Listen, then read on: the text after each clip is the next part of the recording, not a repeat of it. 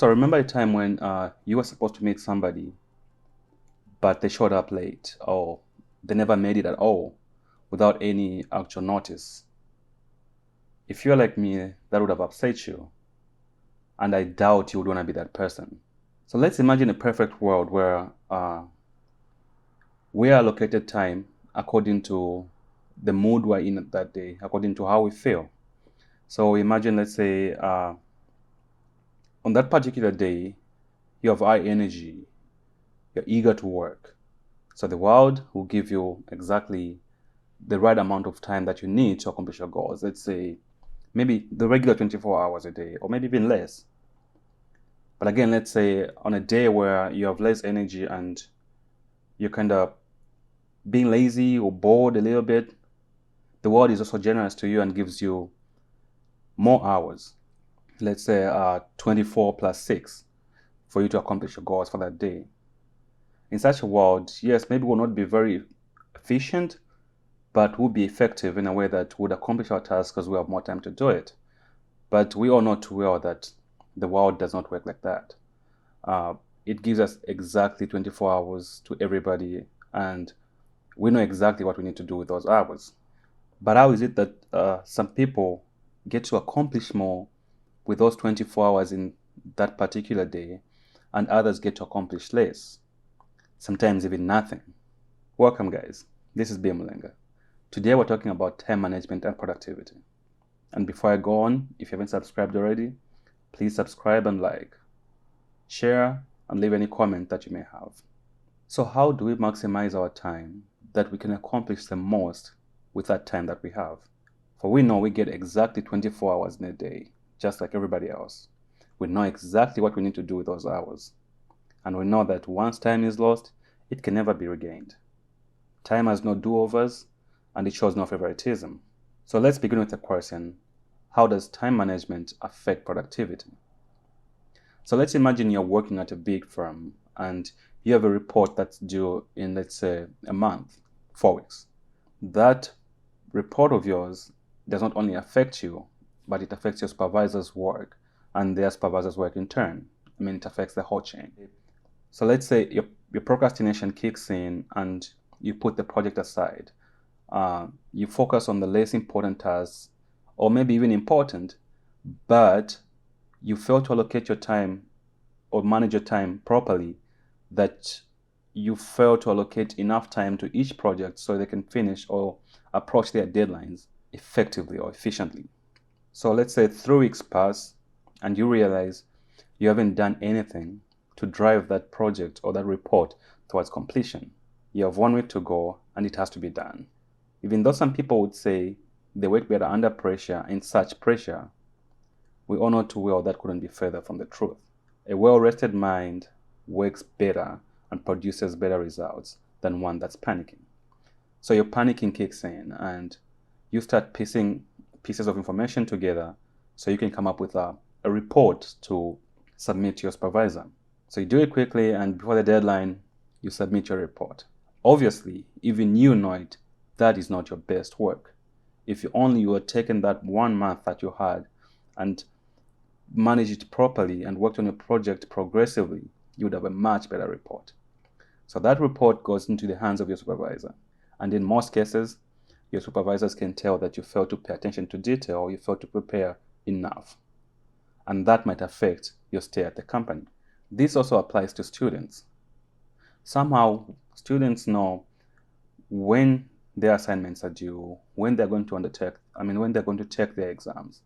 They have all that information, be it in a syllabus or sometime in class it was made available to them.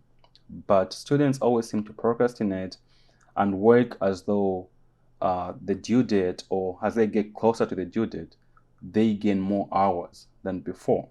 This reminds me of a time when I had a project that was due in 2 weeks. I convinced myself that I was busy with other classes, so I kind of pushed it aside. And I had false confidence that I'm going to do it on the final day. I mean, I'd done it before, the previous project, and got a decent grade. What could go wrong? Boy, this time I was wrong. Not even Google helped me that time. Long story short, the due date came. I put pieces of the work together that I could and it wasn't finished.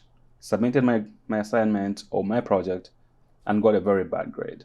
Looking at the assignment after submitting it, I realized it was a very easy assignment, but I only needed enough time to do it, of which, ironically, I did have. I just didn't manage it properly. There are many such cases or similar cases with not just students, but a lot of people out there. If only we could see the time that they've given to us. I mean, people that give us that enough time are not stupid. They know that it takes time to organize yourself and prepare yourself and also manage other tasks that you have on your plate. So only if you can manage your own time, polish yourself better, even I, at that moment, I would have gotten a much better grade. When I was in high school, years back, I was introduced to the 6 P's rule, which is prior proper planning prevents poor performance. This, with practice over time, has helped me greatly improve my time management skills. And if you practice as well, it will greatly help you. So let's go back to an example where you're working in a big firm and you have a report that's due in a month. That's 4 weeks to come. Applying the 6 P's rule will help you plan accordingly and break down your big project into small chunks. And with those small chunks, you know how much time you need for every small chunk to be accomplished. So you set up, you get your calendar and choose times when you can work on those small chunks. And that's spread out within 4 weeks. On your calendar, you put those times, let's say between 9 a.m. and 11 a.m., I'm working on this project.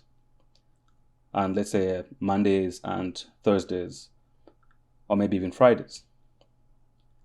Every week when that time comes, you stop whatever you're doing and do exactly what you said to do according to your own plan.